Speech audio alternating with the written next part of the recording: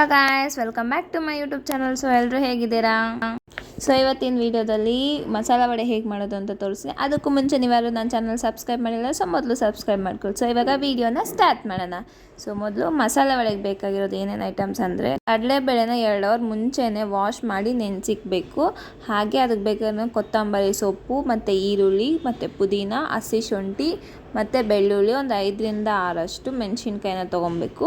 So ಇಲ್ಲಿ ನಾನು 2 hours ಮುಂಚೆನೇ ಕಡಲೆಬೇಳೆನ ತೊಗೊಂಡು ಚೆನ್ನಾಗಿ ವಾಶ್ ಮಾಡಿ ನೆನೆಸಿಕ್ಕಿದ್ದೀನಿ. ಸೊ ಇದು 2 ಅವರ್ಸ್ ಆದಮೇಲೆ ನಾವು ಇದನ್ನು ಗ್ರೈಂಡ್ ಮಾಡ್ಕೊಬೇಕು. ಸೊ ಇದನ್ನ ಗ್ರೈಂಡ್ ಮಾಡಬೇಕಾದ್ರೆ ನಾವು ಫುಲ್ ನುಣ್ಣಗೆ ಗ್ರೈಂಡ್ ಮಾಡಬಾರ್ದು, ಒಂದು ಸ್ವಲ್ಪ ಕಚ್ಚಾ ಪಚ್ಚಾಗಿ ಮಾಡಬೇಕು.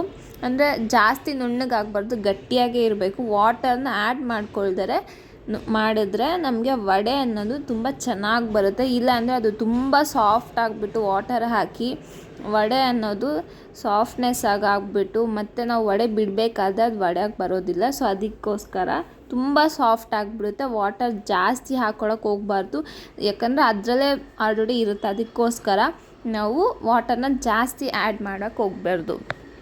ಇವಾಗ ಹಸಿಮೆಣಸಿನ್ಕಾಯಿ, ಈರುಳ್ಳಿ, ಬೆಳ್ಳುಳ್ಳಿ, ಶುಂಠಿ, ಪುದೀನ, ಕೊತ್ತಂಬರಿ ಸೊಪ್ಪು ಎಲ್ಲ ಆಲ್ಮೋಸ್ಟ್ ನಾವು ಕಟ್ ಮಾಡಿ ರೆಡಿ ಮಾಡ್ಕೊಂಡಿದ್ದೀವಿ. ಇವಾಗ ಗ್ರೈಂಡ್ ಮಾಡಬೇಕಾದ್ರೆ ಕಡಲೆಬೇಳೆನ ಹಾಕಿ ಮತ್ತು ಅದ್ರ ಜೊತೆಗೆ ಹಸಿಮೆಣಸಿನ್ಕಾಯಿ, ಶುಂಠಿ, ಬೆಳ್ಳುಳ್ಳಿನ ಹಾಕಿ ಗ್ರೈಂಡ್ ಮಾಡ್ಕೊಬೇಕು. ನೋಡಿ ಈ ರೀತಿ ಸ್ವಲ್ಪ ಕಚ್ಚಾ ಪಚ್ಚಾಗಿ ಮಾಡಿಟ್ಕೊಂಡ್ರೆ ತಿನ್ಬೇಕಾದ್ರೂ ಆ ಬೇಳೆ ಅನ್ನೋದು ಬಾಯಿಗೆ ಸಿಗ್ತಾ ಇರಬೇಕಾದ್ರೆ ಟೇಸ್ಟ್ ಅನ್ನೋದು ಇನ್ನೂ ತುಂಬ ಚೆನ್ನಾಗಿರುತ್ತೆ.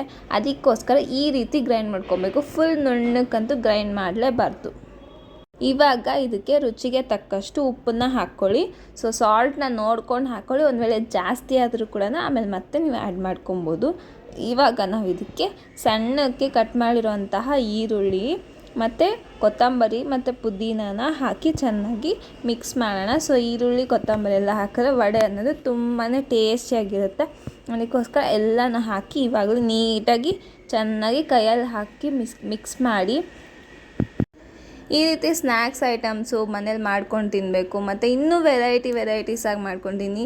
ಸೊ ವಡೆ ಮಾಡೋದು ಅಷ್ಟೊಂದು ತುಂಬಾ ದೊಡ್ಡ ಕೆಲಸ ಅಲ್ಲ. ಸೊ ಈಸಿಯಾಗಿ ಸಿಂಪಲ್ಲಾಗಿ ಬೇಗ ಟೈಮಲ್ಲೇ ನಾವು ಮಾಡ್ಕೊಂಡು ತಿನ್ಬೋದು. ಈವ್ನಿಂಗ್ ಟೈಮಲ್ಲಿ ಮಾಡ್ಕೊಂಡು ತಿಂದರೆ ತುಂಬಾ ಚೆನ್ನಾಗಿರುತ್ತೆ. ಹಾಗೆ ಫೆಸ್ಟಿವ್ ಟೈಮ್ಸ್ಗೂ ಮಾಡ್ಕೊಂಡ್ರೆ ಸೈಡ್ ಡಿಶ್ ಆಗಿ ತುಂಬಾ ಚೆನ್ನಾಗಿರುತ್ತೆ. ಸೊ ಮಾಡ್ಕೊಂಡು ತಿನ್ನಿ.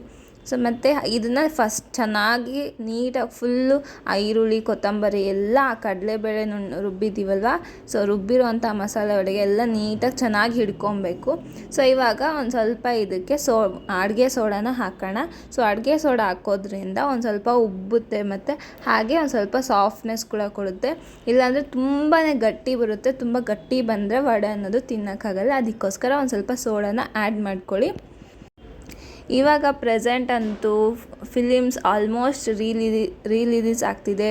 ಸೊ ಹಿಂದಿ ಮೂವಿ ಒಂದು ಸನಮ್ ತೇರಿ ಕಸಮ್ ಅಂತ ರಿಲೀಸ್ ಆಯಿತು. ನಿಜವಾಗ್ಲೂ ಎಷ್ಟು ಚೆನ್ನಾಗಿದೆ ಅಂದರೆ ಆ ಮೂವೀಸ್ ತುಂಬಾ ಸಖತ್ತಾಗಿ, ನನಗಂತೂ ತುಂಬ ಇಷ್ಟ ಆಯಿತು. ಯಾರೆಲ್ಲ ಆ ಮೂವೀಸ್ ನೋಡಿರಿ ಕಮೆಂಟ್ ಮಾಡಿ. ಹಾಗೆ ಇವಾಗ ನಾವು ಒಂದು ಆಯಿಲ್ ಪ್ಯಾನ್ ಇಟ್ಕೊಂಡು ಅದಕ್ಕೆ ಆಯಿಲ್ನ ಹಾಕಿ ಹೀಟ್ ಮಾಡಲಿ. ಒಂದು 5-10 ನಿಮಿಷ ಹೀಟ್ ಆಗಲಿ ಚೆನ್ನಾಗಿ.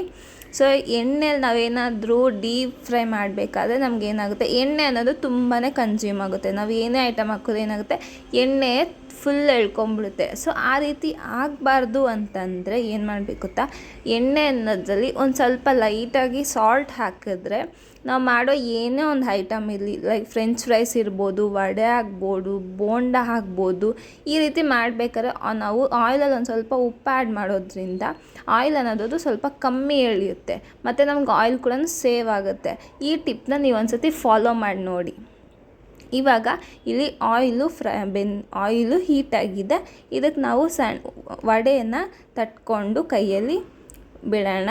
ಸೊ ನಿಮಗೆ ಕೈಯಲ್ಲಿ ತಟ್ಟೋಕ್ಕಾಗಿಲ್ಲ ಅಂದರೆ ಒಂದು ಎಲೆ ತೊಗೊಂಡು, ಅಥವಾ ಎಲೆ ಇಲ್ಲ ಅಂದರೆ ಏನಾದರೂ ಆಯಿಲ್ ಕವರ್ಸ್ ಇರುತ್ತೆ, ಇಲ್ಲ ಒಬ್ಬಟ್ಟು ಕವರ್ ಬರುತ್ತಲ್ವ, ಅದ್ರ ಮೇಲೆ ಅದು ನೀವು ತಟ್ಕೊಂಡು ಕೂಡ ಬಿಡ್ಬೋದು. ಯಾವಾಗಲೂ ಎಲ್ಲ ಬರೀ ಅಡುಗೆ ಅನ್ನೋದು ತುಂಬಾ ಕಷ್ಟ ಅಂತ ಮಾಡೋಕ್ಕಾಗಲ್ಲ. ಟೇಸ್ಟ್ ಬರುತ್ತೋ, ರೆಸಿಪಿ ಹೆಂಗಿರುತ್ತೋ ಏನೋ ಅಂತ ನಾವು ಯೋಚನೆ ಮಾಡ್ತೀವಿ. ಟ್ರೈ ಮಾಡೋದು ನೋಡಿದ್ರೇ ಅಲ್ವಾ ಎಲ್ಲ ಕರೆಕ್ಟಾಗಿ ಬರುತ್ತೋ ಇಲ್ವೋ ಅಂತ ಗೊತ್ತಾಗೋದು. ಕಾನ್ಸಂಟ್ರೇಟ್ ಮಾಡಿ ಹಾಗೆ ಎಲ್ಲ ಐಟಮ್ಸು ಕರೆಕ್ಟಾಗಿ ಹಾಕಿ ಮಾಡಿದ್ರೆ ಡೆಫಿನೆಟ್ಲಿ ಅಡುಗೆ ಅನ್ನೋದು ತುಂಬಾ ಚೆನ್ನಾಗಿ ಬರುತ್ತೆ. ಸೊ ನಾವೇ ಮಾಡ್ಕೊಂಡು ತಿಂದರೆ ಅದರಿಂದ ಎಷ್ಟು ಖುಷಿಯಾಗುತ್ತೆ ಅಂದರೆ ಅಷ್ಟು ಖುಷಿಯಾಗುತ್ತೆ. ಫುಡ್ ಎಷ್ಟು ಟೇಸ್ಟಿಯಾಗಿ ಮಾಡ್ಕೊಡ್ತಿದ್ರೆ ಅಷ್ಟು ಟೇಸ್ಟಿಯಿಂದ ನಮಗೆ ಅಷ್ಟೇ ಖುಷಿ ಅನಿಸುತ್ತೆ, ಅಷ್ಟೇ ಹೊತ್ತು ಇನ್ನೂ ತಿನ್ನಬೇಕು ಅಂತ ಅನಿಸುತ್ತೆ. ಇಲ್ಲಿ ನೋಡಿ ಆಲ್ಮೋಸ್ಟ್ ವಡೆ ಅನ್ನೋದು ಫ್ರೈ ಆಗ್ತಾಯಿದೆ. ಸೊ ಫಸ್ಟ್ ಇದನ್ನು ಲೈಟ್ ಫ್ಲೇಮಲ್ಲಿ ಇಟ್ಕೊಂಡು ಸ್ಲಿಮ್ ಫ್ಲೇಮಲ್ಲಿ ಇಟ್ಕೊಂಡು ಫಸ್ಟ್ ಫ್ರೈ ಮಾಡಿ, ಅದಾದಮೇಲೆ ಅದನ್ನು ಒಂದು ಪ್ಲೇಟಿಗೆ ಸರ್ವ್ ಮಾಡಿ. ಆಮೇಲೆ ಮತ್ತೆ ಇನ್ನೊಂದು ರೌಂಡು ಇನ್ನೊಂದು ಸ್ವಲ್ಪ ವಡೆನ ಹಾಕಿ ಫ್ರೈ ಮಾಡಿ, ಹಾಫ್ ಮಾತ್ರ ಫ್ರೈ ಮಾಡಿ. ಅದಾದಮೇಲೆ ಮತ್ತೆ ಇನ್ನೊಂದು ಸತಿ ಫ್ರೈ ಮಾಡೋದ್ರಿಂದ ಇದು ತುಂಬಾ ಕ್ರಿಸ್ಪಿಯಾಗಿ ಬರುತ್ತೆ ಮತ್ತು ಒಳಗಡೆ ಕೂಡ ತುಂಬಾ ಫ್ರೈ ಆಗುತ್ತೆ. ನೀವು ಇದು ಮಾಡೋ ಟೈಮ್ ತೊಗೊಳುತ್ತೆ, ನಿಮ್ಮ ಹತ್ರ ಟೈಮ್ ಆಗ್ತಿಲ್ಲ, ನಾನು ಒಂದೇ ಸತಿ ಮಾಡ್ಕೋತೀನಿ ಅಂದರೆ ಒಂದೇ ಟೈಮಲ್ಲಿ ಹಾಕಿಬಿಟ್ಟು ಒಂದೇ ಸತಿ ಫ್ರೈ ಮಾಡ್ಕೊಳ್ಳಿ. ಡಬಲ್ ಫ್ರೈ ಮಾಡೋಕ್ಕಾಗಿಲ್ಲ ಅಂದರೆ ಸೊ ಈ ರೀತಿ ಡಬಲ್ ಫ್ರೈ ಮಾಡೋದ್ರಿಂದ ಕ್ರಿಸ್ಪಿಯಾಗೂ ಇರುತ್ತೆ ಮತ್ತು ಒಳಗಡೆ ಕೂಡ ಫ್ರೈ ಆಗಿರುತ್ತೆ. ಅದಕ್ಕೋಸ್ಕರ ನಾನಿಲ್ಲಿ ಫಸ್ಟು ಹಾಫ್ ಮಾತ್ರ ಫ್ರೈ ಮಾಡಿಬಿಟ್ಟು ಡೀಪ್ ಫ್ರೈ ಮಾಡಿ ಇದನ್ನ ಒಂದು ಪ್ಲೇಟಿಗೆ ಹಾಕಿ ಮತ್ತೆ ಇದನ್ನು ಇದೇ ಆಯಿಲ್ಗೆ ಹಾಕಿ ಇನ್ನೊಂದು 5 ಮಿನಿಟ್ಸ್ ಎಕ್ಸ್ಟ್ರಾ ಫ್ರೈ ಮಾಡಿದ್ದೀನಿ. ಇವಾಗ ನಮ್ಮ ವಡೆ ಅನ್ನೋದು ಕಂಪ್ಲೀಟಾಗಿ ರೆಡಿಯಾಗಿದೆ. ನೋಡಿದ್ರೆ ಎಷ್ಟು ಕ್ರಿಸ್ಪಿನೆಸ್ ಆಗಿ, ಎಷ್ಟು ಸಾಫ್ಟಾಗಿ, ಎಷ್ಟು ಸಖತ್ತಾಗಿದೆ ಅಂದರೆ ಟೇಸ್ಟ್ ಅಂತೂ ನಿಜವಾಗ್ಲೂ ಸಖತ್ತಾಗಿದೆ. ನೀವು ಕೂಡ ಮನೇಲಿ ಟ್ರೈ ಮಾಡಿ ಹೇಗೆ ಬಂತು ಅಂತ ನೋಡಿ. ಸೊ ಚೆನ್ನಾಗಿ ಬಂದಿಲ್ಲ ಅಂದರೂ ಮತ್ತೆ ಇನ್ನೊಂದು ಸರ್ತಿ ಟ್ರೈ ಮಾಡಿ, ಡೆಫಿನೆಟ್ಲಿ ಚೆನ್ನಾಗಿ ಬಂದೇ ಬರುತ್ತೆ. ಆವಾಗ ಅದು ನೀವು ಸಖತ್ ಖುಷಿ ಪಡ್ತೀರಾ ನೀವು ಇಷ್ಟು ಚೆನ್ನಾಗಿ ಮಾಡಿದ್ದೀರಾ ಅಂತ. ಸೊ ಈ ವಡೆನ ಟ್ರೈ ಮಾಡಿ, ಹಾಗೆ ನನ್ನ ಕಮೆಂಟ್ ಸೆಕ್ಷನಲ್ಲಿ ಕಮೆಂಟ್ ಮಾಡಿ. Thanks for watching my video guys. Bye bye.